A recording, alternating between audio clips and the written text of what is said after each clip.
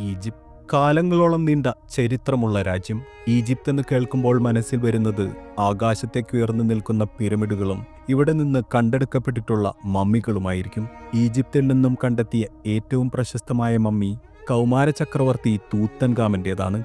എന്നാൽ അദ്ദേഹത്തിന്റെ പിതാവായ അഖേനാടനും ഈജിപ്തിന്റെ ചരിത്രത്തിൽ സവിശേഷമായ സ്ഥാനമുണ്ട്. പൗരാണിക ഈജിപ്ത് ആ ചരിത്രം മായ്ക്കാൻ ശ്രമിച്ചു എന്ന് പറയുമ്പോഴാണ് നിഗൂഢതകൾ തുടങ്ങുന്നത്. ഈജിപ്തിലെ 18ാം സാമ്രാജ്യത്തിലെ ഫറോവയായിരുന്നു അഖേനാടൻ. അമുൻഹോട്ടെപ്പ് നാലാമനെന്നായിരുന്നു അദ്ദേഹത്തിന്റെ ആദ്യ പേര്. ഈജിപ്തിലെ ഫറോവയായിരുന്ന അമുൻഹോട്ടെപ്പ് മൂന്നാമന്റെ മകനായിരുന്നു അദ്ദേഹം. ക്ലിയോപേട്ര കഴിഞ്ഞാൽ ഈജിപ്ഷ്യൻ ചരിത്രത്തിലെ ഏറ്റവും പ്രശസ്തയായ വനിതയായ നെഫർട്ടിറ്റിയായിരുന്നു അദ്ദേഹത്തിന്റെ ഭാര്യ. അഖേനാടന് മറ്റൊരു ഭാര്യയിലുണ്ടായ മകനാണ് തൂത്തൻഖാമനെന്ന് കരുതപ്പെടുന്നു. അഖേനാടൻ അധികാരമേറ്റെടുത്ത കാലത്ത് അദ്ദേഹത്തിന്റെ 18ാം രാജവംശം 200 വർഷം പിന്നിട്ടിരുന്നു. സിറിയ മുതൽ സുഡാൻ വരെ ആ സാമ്രാജ്യം വ്യാപിച്ചു കിടന്നു. 1353 BC മുതൽ 1335 BC വരെ അദ്ദേഹം ഈജിപ്ത് ഭരിച്ചു. അക്കാലത്തെ ഈജിപ്തിലെ മതവിശ്വാസം അമുൻറ എന്ന ദേവനെ അടിസ്ഥാനപ്പെടുത്തിയായിരുന്നു. ദേവന്മാരുടെയെല്ലാം അധിപനായ അമുൻറായ്ക്ക് നിരവധി ആരാധനാലയങ്ങളും അവിടെ ഉണ്ടായിരുന്നു. എന്നാൽ അഖേനാടൻ പതിയെ ഏറ്റൻ എന്ന ദേവസങ്കല്പത്തിന്റെ ഭക്തനായി മാറി. അമുൻഹോട്ടെപ്പ് എന്ന പേരുമാറ്റി അഖേനാടൻ എന്നാക്കിയതുപോലും അതിന്റെ ഭാഗമായിരുന്നു.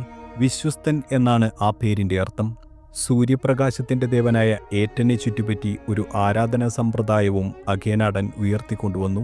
അതിനെ ഈജിപ്തിലെ ഏറ്റവും പ്രബലമായ മതമാക്കി അദ്ദേഹം മാറ്റുകയും ചെയ്തു. മതവിശ്വാസത്തിലെ ഈ മാറ്റം കലാരീതികളിലും പ്രതിഫലിച്ചു.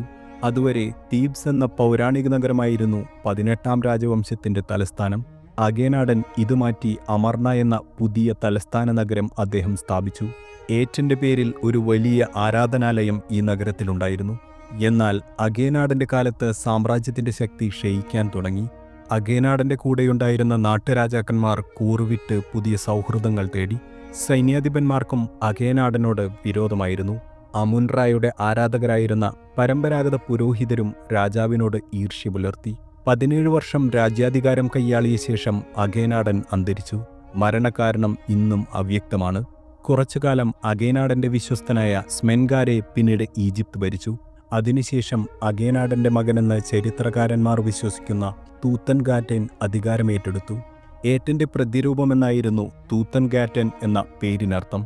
എന്നാൽ അപ്പോഴേക്കും ഏറ്റനെ അടിസ്ഥാനപ്പെടുത്തിയുള്ള മതത്തിന്റെ സ്വാധീനം ഈജിപ്തിൽ കുറഞ്ഞിരുന്നു. അമുൻറായുടെ ആരാധന തിരികെ എത്തി. തൂത്തൻഖാറ്റനും പിതാവിന്റെ മതമുപേക്ഷിച്ച് പരമ്പരാഗത ആരാധനാക്രമത്തിലേക്ക് മടങ്ങിയെത്തി. തന്റെ പേര് തൂത്തൻഖാമുൻ എന്നാക്കി മാറ്റി. അമുൻറായുടെ പ്രതിരൂപം എന്നാണ് അർത്ഥം. പിന്നീടുള്ള ഈജിപ്ഷ്യൻ ചരിത്രവും സംസ്കാരവും അഖേനാടനെ പാടെ അവഗണിച്ചു. തങ്ങളുടെ മതവിശ്വാസം തകർത്ത ഒരു രാജാവെന്ന നിലയിൽ അദ്ദേഹത്തിന്റെ ഓർമ്മകളും പേരും അവർ മായ്ച്ചു കളഞ്ഞു.